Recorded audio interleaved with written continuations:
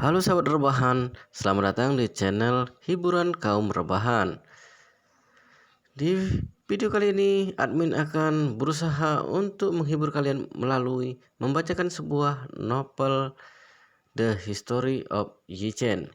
Di video ini adalah part ke-44 ya. Di video sebelumnya ataupun di part sebelumnya, Yi Chen bertemu istrinya di sebuah pameran mobil mewah, mobil balap yang akan ia terima dari hadiah dari pengusaha-pengusaha atau orang-orang kaya yang ada di Jinling. Jadi saat ini si Yichen sedang berselisih dengan calon mitra kerjasama dari istrinya, ya bahwasanya di dalam pameran tersebut ada dua mobil mewah, mobil balap tersebut itu dijaga ketat oleh petugas keamanan dan tidak boleh seorang pun menyentuh mobil itu. Tetapi Yichen dan pemilik dari tempat pameran tersebut itu sedang berselisih dengan Yichen ya. Jadi yang memiliki tempat pameran itu mengatakan bahwasanya dia bisa menyentuh mobil itu karena dia berkuasa ataupun dia berkuasa di situ dan kemungkinan bisa menyentuhnya dan dia berusaha, tetapi apa yang dia hasilkan melainkan tidak bisa menyentuh, malah dapat pukulan dan tamparan dari petugas keamanan mobil tersebut. Nah, bagaimana kisah selanjutnya? Mari kita ikuti di part ke-44. Sekarang ini Gao Junwei sangat berhati-hati dalam bersikap, namun di dalam hati dia sangat marah hingga ingin rasanya membunuh seseorang. Dia dipukuli oleh orang lain di pusat pameran milik keluarganya sendiri, namun malah harus berlutut dan meminta maaf pada orang yang telah memukulinya. Yang lebih penting lagi adalah dia dipukuli di hadapan Shochuran. Ini benar-benar merupakan hal yang paling memalukan yang pernah dialaminya selama hidupnya. Namun dia sama sekali tidak boleh mencari masalah dengan keluarga Qin. Jadi dia hanya bisa melampiaskan amarahnya pada Yi Chen di dalam hati. Menurutnya si pecundang Yi Chen itu yang mencelakainya hingga membuatnya ingin pergi menyentuh mobil itu, tapi akhirnya malah dipukuli juga dipermalukan di hadapan Securan. Dendam ini pasti akan dia balaskan. Saat ini Limo yang melihat tampak cukup tahu diri kemudian berkata pada orang di sekitarnya, "Cukup semuanya, jangan memukulnya lagi." Baru kemudian kelompok petugas keamanan perusahaan pengangkutan uang menghentikan tindakan mereka, tapi para petugas keamanan pusat pameran satu persatu dari mereka sudah dipukuli hingga berguling di atas lantai. Yichen berdiri di samping menatap Gao Junwei yang ada di atas lantai dan tampak menyedihkan dengan ekspresi yang merendahkan. Dia tersenyum sambil bertanya, "Tuan Gao, tampaknya kedua mobil ini untuk pecundang sepertimu ini sungguh bahkan tidak bisa menyentuhnya." Gao Junwei pada dasarnya memang sudah sangat membencinya. Tidak disangka dia malah berani berinisiatif untuk menantang dirinya. Seketika itu raut wajahnya tampak gelap dan melontarkan makian. "Yichen, hari ini kamu mempermalukanku. Aku pasti tidak akan mengampunimu." Yichen tertawa dan berkata, "Ada apa? Apa aku sudah aku salah berbicara? Selesai berbicara, Yichen kembali bertanya pada Securan yang ada di sampingnya. Istriku, aku tidak salah bukan? Securan sekarang ini merasa agak canggung. Tadi Gao Junwei tidak berhenti menyindir Yichen. Dia memang merasa marah di dalam hati, tapi tidak menyangka masalah bisa berkembang jadi seperti ini. Alasannya tadi tidak melampiaskan amarah pada Gao Junwei. Utamanya adalah karena berharap bisa membicarakan kerjasama dengan pusat pameran. Namun menyaksikan Gao Junwei yang mengeluarkan sifat aslinya, hatinya juga merasa sedikit muak. Lalu dia menatapnya dan berkata dengan nada serius, Presiden Gao, mengenai hal ini, pada dasarnya kamu yang lebih dulu mencari masalah. Kamu yang berselisih dengan orang lain dan dipukuli. Apa hubungannya dengan Yichen? Aku harap kamu bisa membedakannya yang benar dan yang salah. Jangan mempersulitnya. Gao Junwei bisa merasakan bahwa Securan mulai merendahkan dirinya. Rasa marah dan benci di hati tidak terbentung. Dia menatap Yichen, menggertakkan giginya dan berkata, Pecundang sialan, kamu tunggu saja. Yichen menatapnya dengan terkejut. Kamu menyebutku apa? Gao Junwei memaki dan dengan marah. Aku menyebutmu dasar sialan. Apa kamu sudah tuli? Zhang Juan yang ada di sampingnya juga memperkeruh masalah. Memaki dengan marah. Yichen, kamu ini menantu yang tinggal di kediaman wanita dan hidup mengandalkan wanita. Memanggilmu pecundang juga sudah bagus untukmu. Yichen juga tidak marah. Dia tersenyum dan berkata, kamu mengatakan aku adalah pecundang, tapi kamu sendiri bahkan tidak mampu menyentuh bagian pinggir dari 2 buah mobil ini. Bahkan dipukuli oleh orang. Begitu banyak orang yang menyaksikan. Menurutmu di antara kita berdua siapa yang pecundang? Sekelompok orang yang ada di sekitar dan yang sedang menyaksikan mengeluarkan suara tawa. Raut wajah Xiao Junwei tampak sangat buruk. Dia berkata sambil mengertakkan gigi, perkataanmu itu seolah kamu bisa menyentuhnya saja. Jika kamu hebat, coba sentuh dan tunjukkan padaku.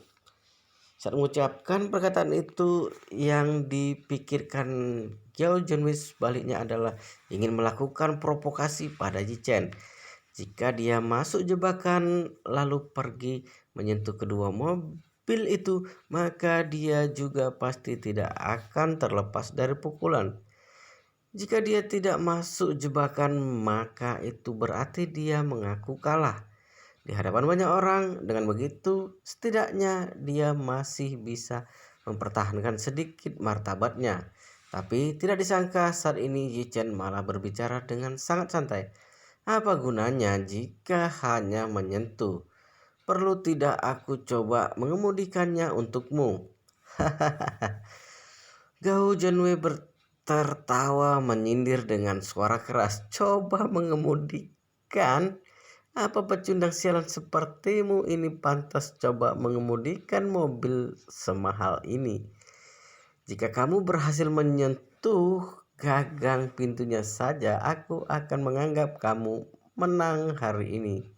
Gao Junwei merasa lagi pula ada banyak anggota limo yang berjaga di sini. Jika Yichen pergi menyentuhnya, pasti akan dipukuli seperti dirinya. Yichen tersenyum tipis menunjuk ke arah Aston Martin 177 yang ada di hadapannya, lalu bertanya pada Securan, istriku, kamu ingin berkeliling dengan menggunakan mobil ini tidak? Jika ingin, aku biar bawa berkeliling. Xiao Curan bergegas menariknya lalu berkata dengan suara kecil, Yichen, kamu jangan sembarangan. Apa kamu tidak lihat bagaimana nasib dari Gao Junwei? Saat ini Gao Junwei berdiri dengan susah payah lalu tersenyum sinis. Yichen Untuk apa kamu berlagak di depanku? Apa kamu tahu seberapa hebat mobil ini? Jumlahnya terbatas hanya 77 unit di seluruh dunia. Harganya tinggi dan pasarnya sedikit. Bahkan ayahku saja belum pernah menaikinya. Kamu masih ingin menaiki mobil ini untuk berkeliling? Yichen malah menaikkan bahunya lalu berkata, mobilku sendiri memang tidak boleh kunaiki untuk berkeliling. Gao Junwei merasa marah namun malah tertawa. Yichen, kamu semakin berlagak semakin ketagihannya. Apa kamu tidak bisa bercermin? Memangnya siapa kamu ini? Punya kualifikasi apa untuk menaiki mobil ini? Zhang Juan yang ada di sampingnya juga berkata dengan nada meremehkan. Curan, kamu menikah dengan seorang tidak berguna yang suka membual tanpa melihat situasi ini. Sungguh sulit bagimu. Wajah Syacuran tampak sangat tidak berdaya. Tatapan matanya terhadap Yichen juga tampak sedikit kecewa. Mengatakan ucapan yang tidak bisa dipertanggungjawabkan dalam situasi seperti ini. Apakah otak pemuda ini sudah rusak? Yichen juga malas memberi penjelasan, kemudian dia mengeluarkan 2 buah kunci berbentuk gelang yang bisa dipakai dari dalam sakunya. Menggenggamnya di tangan lalu menggoyangkannya kepada Limo yang bertanggung jawab atas pameran mobil. Lalu berkata dengan datar, 2 benda ini apa kamu mengenalnya? Limo melihat kunci pintar berbentuk gelang yang dikeluarkan oleh Yichen. Dia sepenuhnya termenung. Begitu teringat akan perkataan Qin Geng yang ada di telepon tadi, jantungnya seperti berhenti berdetak sejenak. Wow, pemuda ini apakah dia adalah Master Yichen? Benar, sepertinya semuanya memanggilnya Yichen. Lalu dia bergegas membungkukkan badan dengan dalam, kemudian berkata dengan penuh hormat, apa kabar Master Yi? Limo beri hormat pada Master Yi. Salam untuk Master Yi.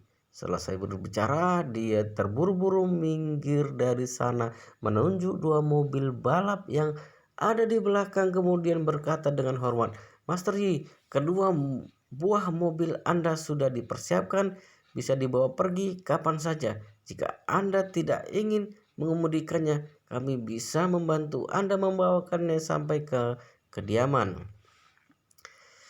Semua orang yang ada di sekitar tampak terkejut dan hingga termenung.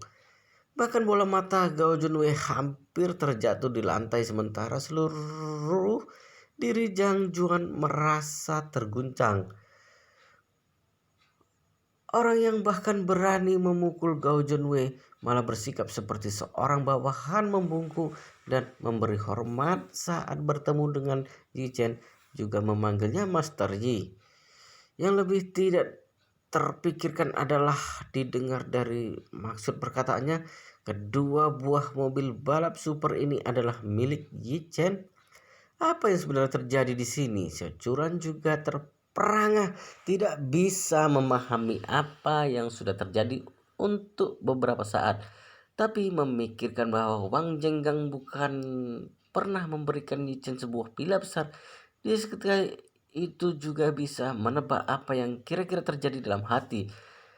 Yichen ini pasti lagi-lagi pergi ke rumah orang kaya untuk melihat Peng Shui, pergi menipu orang. Saat ini Gao Junwei tergesa-gesa berkata pada Limo, manajer Li, kamu pasti sudah salah mengenal orang. Dia ini namanya Yichen, adalah menantu tidak berguna dari keluarga Xiao yang terkenal di kota Jinling, sama sekali bukan Master Yi. Zhang Juan juga menatap manajer dengan sikap rendahnya, lalu buka mulut dengan berkata, manajer, lihat Yichen ini si miskin ini, apa terlihat seperti orang yang sanggup membeli mobil balap seperti ini? Kulihat sepertinya dia membeli 2 buah gelang merek Xiaomi dari aplikasi belanja Taobao, lalu berani datang ke pameran mobil untuk berlaga. Kamu jangan sampai ditipu olehnya. Cicin mendengus dengan tertawa sejenak lalu menarik securan yang masih termenung di tempat, kemudian melangkahkan kakinya untuk berjalan menuju Aston Martin 177 itu. Petugas keamanan yang tadinya masih melindungi mobil ini mati-matian yang tidak membiarkan orang lain menyentuh mobil itu meski hanya sebentar.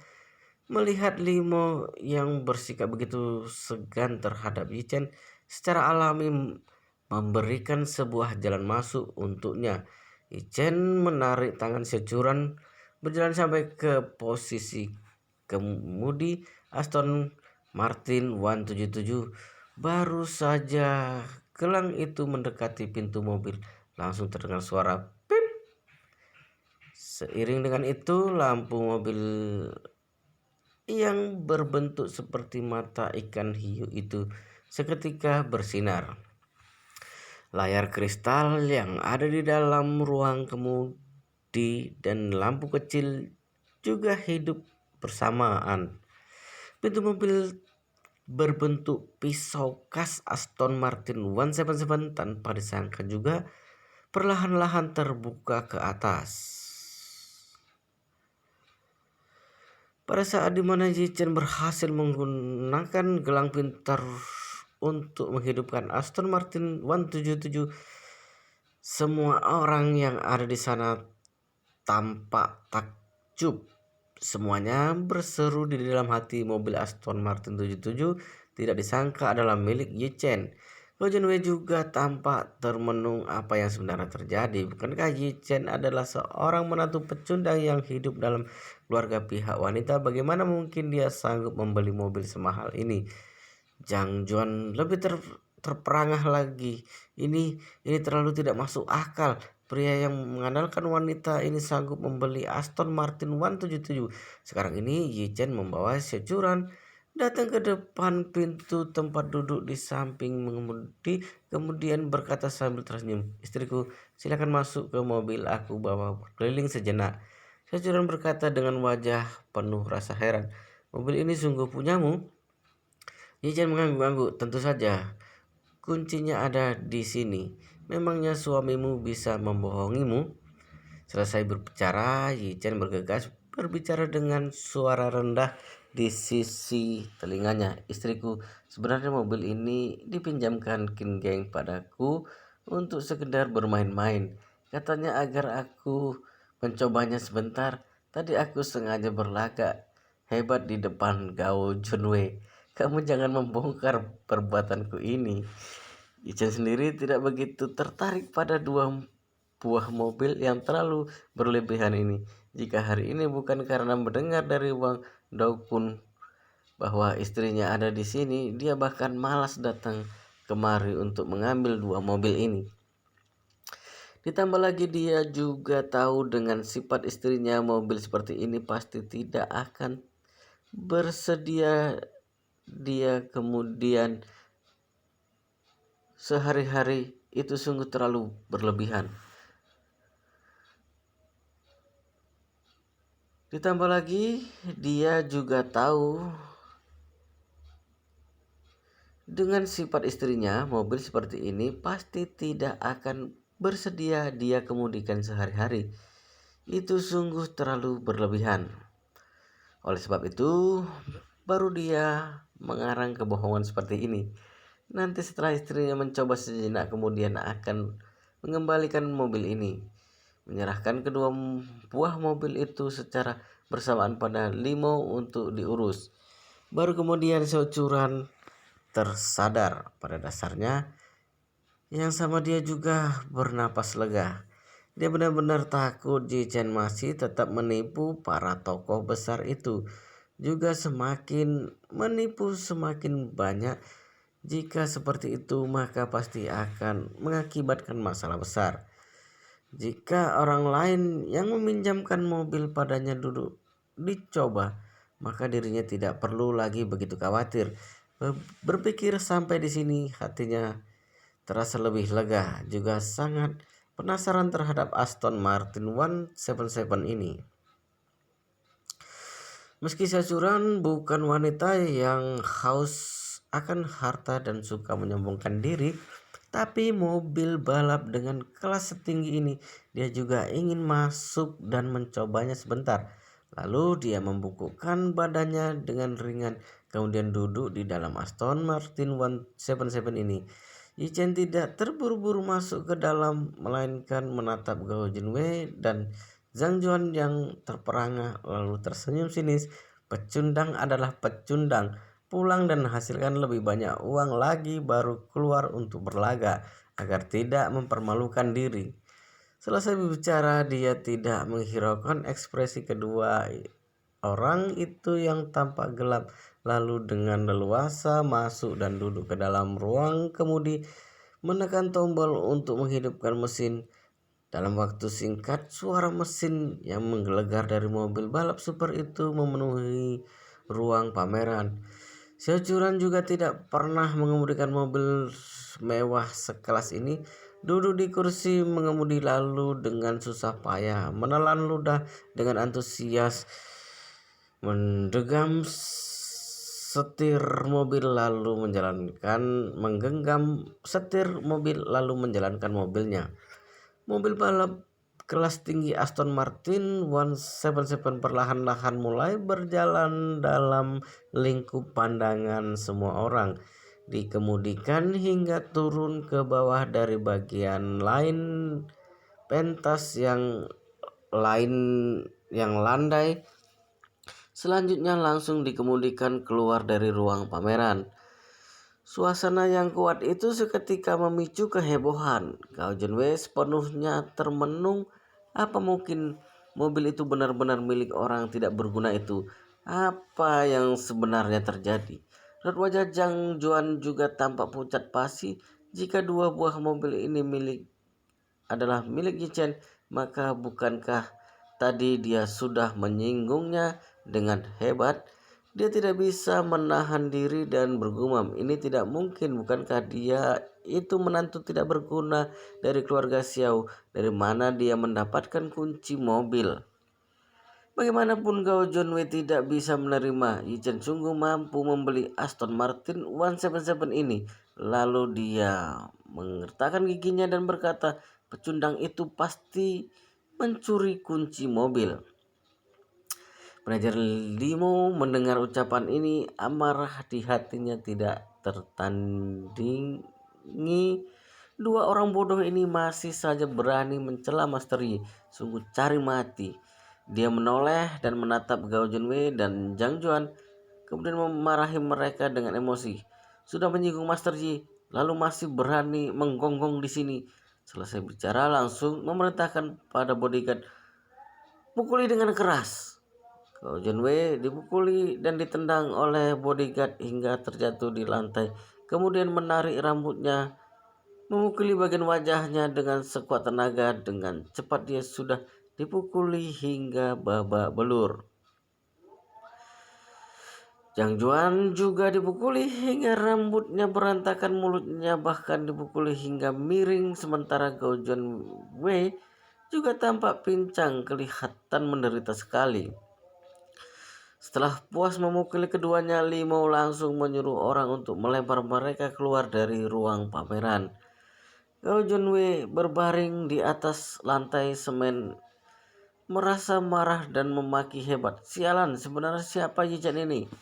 Zhang Juan merasa sangat marah dan berkata, dia itu menantu yang mengandalkan pihak wanita. Kulihat dia itu paling hanya seorang supir, sama sekali tidak mungkin menjadi Master Yi. Mulut Gao Junwei dipukul hingga berdarah lalu berkata, pecundang sialan, aku pasti tidak akan melepaskannya. Selesai bicara, ekspresi wajahnya tampak kelam, lalu mengertakkan gigi dan mengatakan, juga Xiao, jangan pernah berpikir untuk melarikan diri dari genggamanku. Sementara di sini Aston Martin 177 sudah dikemudikan meninggalkan pusat pameran. Mobil balap yang super mewah itu menarik perhatian banyak orang di jalan raya. Pertama kali menaiki Aston Martin 177, Xiaochuran merasa sangat penasaran. Bagaimanapun, ini adalah mobil balap kelas tinggi dunia. Hampir semua anak muda berharap punya kesempatan untuk mencobanya. Hanya saja rasa penasaran Xiaochuran terhadapnya juga tidak begitu mendalam. Belum sempat Yichen mengemudikan mobil sampai jauh, Xiaochuran sudah mengatakan padanya, "Kita setir kembali saja mobilnya, jangan membuat masalah untuk Presiden Qin." Yichen mengatakan, "Apa yang perlu ditakutkan? Presiden Qin orangnya sangat baik." Meski begitu juga tidak pantas, Securan berkata dengan serius. "Lagi pula sudah dicoba, kita kembalikan saja mobilnya lalu pulang ke rumah." Yichen melihatnya yang begitu bersikeras kemudian mengangguk pelan. Kemudian dia mengemudikan mobilnya kembali ke ruang pameran. Diparkirkan di atas etalase. Baru saja dia turun dari mobil sudah menyambutnya dengan penuh hormat. Limo bertanya padanya, "Master Yi, bagaimana menurutmu? Apakah kamu puas?" Yichen mengangguk lalu berkata dengan pelan, "Dua buah mobil ini kamu carikan tempat dan simpan baik-baik untukku. Beberapa hari nanti saat aku membutuhkannya, aku akan kembali mencarimu." Limo tidak berani banyak berbicara dan bertanya. Dia bergegas mengangguk. "Master Yi, tenang saja, aku akan membantumu menjaganya." Yichen tersenyum dengan puas lalu berkata, "Kalau begitu aku dan istriku pulang dulu." "Master Yi, mari saya antarkan Anda." "Tidak perlu." Dalam perjalanan pulang, Xiaochuran tidak bisa menahan diri dan mendesak. Awalnya mengira berusaha untuk membicarakan kerja sama dengan pusat pameran sekaligus mengundang mereka untuk hadir di acara peresmian besok. Sekarang semuanya gagal. Yichen bertanya dengan penasaran, "Istriku, kantormu sudah persiapan untuk peresmian resmi?" "Benar," Xiaochuran berkata, "sudah mempersiapkan berhari-hari, sudah saatnya mulai beroperasi." Bicara sampai di sini, Xiaochuran berkata dengan sedikit resah, "Sayang sekali tidak bisa mengundang orang terpandang untuk ikut meramaikan acara. Aku hanya mengundang beberapa teman sekolah. Nanti kamu dan ayah ibu datang bersama saja." Yichen mengangguk-angguk, namun dia malah berpikir dalam hati, "Tidak mendapatkan orang terpandang untuk ikut meramaikan, suamimu akan membantu mencarinya." Wang Feixu dari grup Dihao, nona besar keluarga Song, Song Wanting, kepala keluarga dari keluarga Qin Qin Geng, kepala keluarga dari keluarga Wang Wang Zenggang, raja dunia bawah tanah Tuan Hongwu, beserta pemilik dari klub Chen Bao. Dia sendiri mengenal banyak tokoh ternama yang ada di kota Jinling. Ditambah lagi mereka juga harus memanggilnya dengan sebutan Master Yi. Nantinya hanya dengan satu perintah darinya saja sudah bisa membuat mereka datang untuk meramaikan acara peresmian kantor istrinya sekaligus mendukung usaha istrinya. Nantinya kantor usaha istrinya pasti akan menggemparkan seluruh kota Jinling. Berpikir sampai di sini, dia segera mengetik sebuah pesan membagikan kepada beberapa orang di dalam grup WeChat. "Kantor usaha istriku akan diresmikan besok pagi. Silakan luangkan waktu untuk ikut meramaikan." Alamatnya adalah. Setelah pesan singkat dikirimkan, Yichen kemudian menerima banyak pesan tanpa henti. Yang pertama balasannya adalah Song Wanting. "Master Yi, tenang aja, Wanting pasti akan datang memberi ucapan selamat besok." Lalu Qin Geng, "Terima kasih atas undangan Master Yi, saya pasti akan ikut meramaikan acara besok." Wang Jenggang mengatakan, "Master Yi, besok saya akan membawa putra dan keponakan saya untuk pergi memberi selamat, sekaligus menyuruh dua bocah ini untuk meminta maaf pada Anda." Semua orang merasa antusias dengan undangan dari Yichen, menganggap ini merupakan kesempatan baik untuk mendekatkan hubungan dengan Master Yi. Securan awalnya masih merasa sedikit menyayangkan upacara peresmian besok. namun tidak pernah terpikirkan suaminya sudah menyiapkan sebuah acara yang paling besar untuknya. Sesampainya di rumah, Securan sudah membersihkan diri dan beristirahat dengan lebih awal, bersiap untuk upacara peresmian usaha besok pagi. Ichen juga tidur lebih awal. Yang memenuhi pikirannya adalah bagaimana caranya agar besok istrinya bisa menjadi wanita yang jadi pusat perhatian kota Jinling. Keesokan harinya, hari ini adalah hari peresmian usaha yang ditetapkan oleh Securan. Karena tidak punya banyak uang juga baru mulai usaha, jadi alamat kantor perusahaan yang disewa Securan berada di gedung Yongsin yang letaknya sedikit terpencil. Meski gedung Yongsin merupakan usaha dari anak perusahaan grup Dihao, tapi benar-benar tidak patut diperhitungkan. Grup Dihao biasanya malas untuk mengurusnya sendiri, jadi menyerahkan pada perusahaan agen untuk mewakili mereka menyewakan dan menguruskan. Awalnya Yi Chen ingin meminta pada Wang Dongsu menyuruhnya untuk langsung mengosongkan salah satu lantai dari gedung Yongsin agar dijadikan alamat kantor usaha istrinya. Tapi setelah dipikir-pikir dia juga takut akan sulit untuk menjelaskannya pada Securan. Jadi membiarkannya menyewa sebuah kantor yang sangat kecil.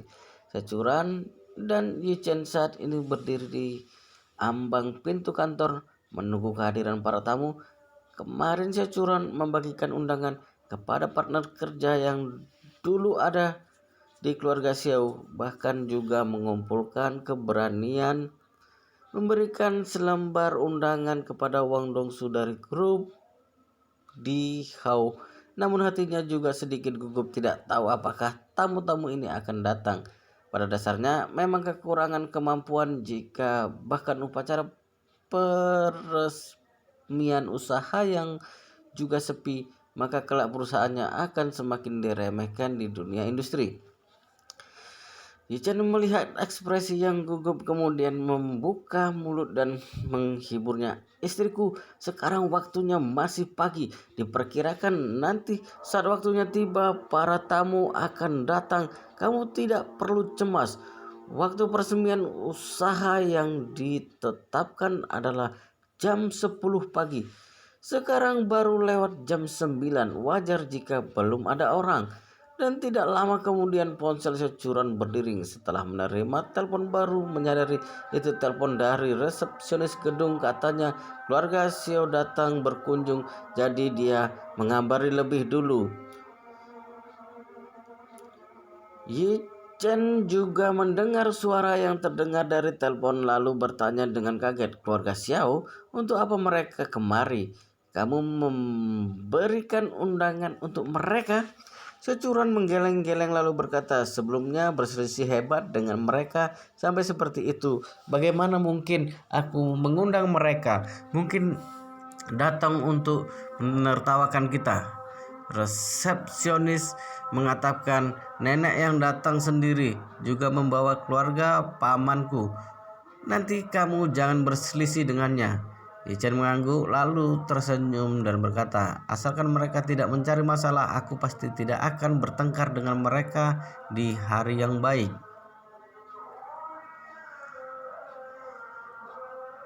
Oke guys, di